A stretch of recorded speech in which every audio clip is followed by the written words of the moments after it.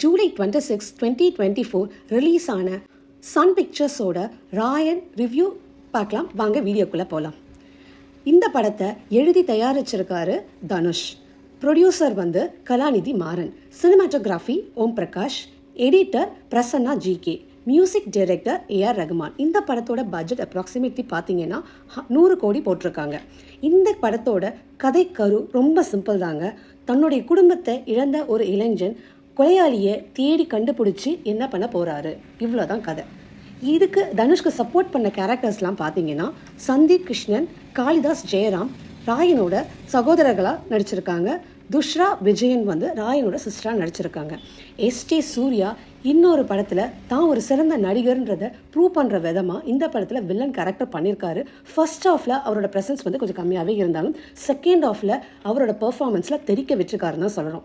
இவரை தவிர செல்வராகவன், பிரகாஷ்ராஜ், அபர்ணா பாலமுரளி, வரலட்சுமி, சரத்குமார் இவங்க எல்லாருமே அவங்களுக்கு கொடுக்கப்பட்ட கேரக்டர்ஸை வந்து நல்லா உள்வாங்கி பெர்ஃபார்மன்ஸ் வந்து பர்ஃபெக்டாக பண்ணியிருக்காங்கன்னு தான் சொல்லணும். தனுஷ் வந்து யாரை எந்த இடத்துல எப்படி யூஸ் பண்ணணுன்றதை நல்லாவே அறிஞ்சு யூஸ் பண்ணியிருக்காரு. ஸோ எல்லாருமே ரொம்ப பர்ஃபெக்டாக பர்ஃபார்ம் பண்ணியிருக்காங்க. ரொம்ப எக்ஸலண்ட்டாக இருக்குது. ஸ்க்ரீன் ப்ரெசன்ஸில் எல்லாமே வந்து ரொம்ப கிளியராகவும் இருக்குது. இனிஷியலாக படத்தை வந்து நம்ம கேரக்டர்ஸ் எல்லாமே செட் ஆகிறதுக்கு கொஞ்சம் டைம் எடுக்குது. But midway of the movie பார்த்தீங்கன்னா எல்லாமே வந்து ரொம்ப அழகாக இருக்குது. இன்டர்வல் போர்ஷன்லாம் பார்த்தீங்கன்னா கூஸ் பம்ப்ஸ் மூமெண்ட்ஸ் தாங்க. அந்த அளவுக்கு வந்து தனுஷ் எல்லாரையும் நிமிர்ந்து உட்கார வச்சிருக்காருன்னு தான் சொல்லணும்.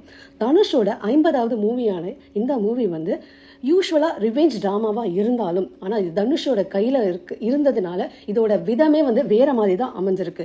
லிட்ரலாக நம்ம சொல்லணும்னா இன்னொரு வெற்றிமாறன் நம்ம கண்களுக்கு தெரியறாருன்னு தான் சொல்லணுங்க. So Dhanush as a director second மூவியில் ரொம்ப அழகாக பண்ணியிருக்காரு. ரொம்ப நேர்த்தியான கதை கருவாக இருந்தாலும் ரொம்ப அவரோட தயாரிப்பு திறமை வந்து ரொம்ப அழகாக வெளிப்பட்டிருக்குங்க. ஆஸ் அ ஆக்டராகவும் 50வது மூவி அவருக்கு.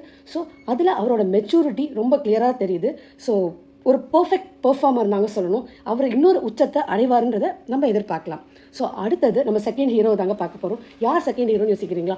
நான் அதன் ஏஆர் ரஹ்மான் தான். நம்ம ஆஸ்கார் நாயகன் வந்து பேக்ரவுண்ட் ஸ்கோர்லலாம் தெரிக்க விட்டுருக்காருங்க. இது ஒரு ஆக்ஷன் மூவி. ஸோ சவுண்டுக்கு எவ்வளோ முக்கியத்துவம் இருக்குன்னு உங்களுக்கே தெரியும்.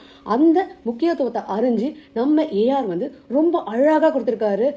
அந்த 5 பாடல்களும் சூப்பர் ஹிட்டை தான் சொல்லணும். அதை தவிர அவரை பேக்ரவுண்ட் ஸ்கோர்லையும் எல்லாரையும் வந்து மெய் சிலர்க்க வச்சுருக்காருன்னு தான் சொல்லணும்.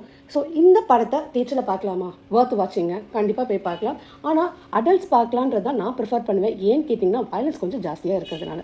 மற்றபடி மூவியில் எந்த ட்ராபேக்குமே சொல்ல முடியாது. தேங்க்ஸ் ஃபார் வாட்சிங்.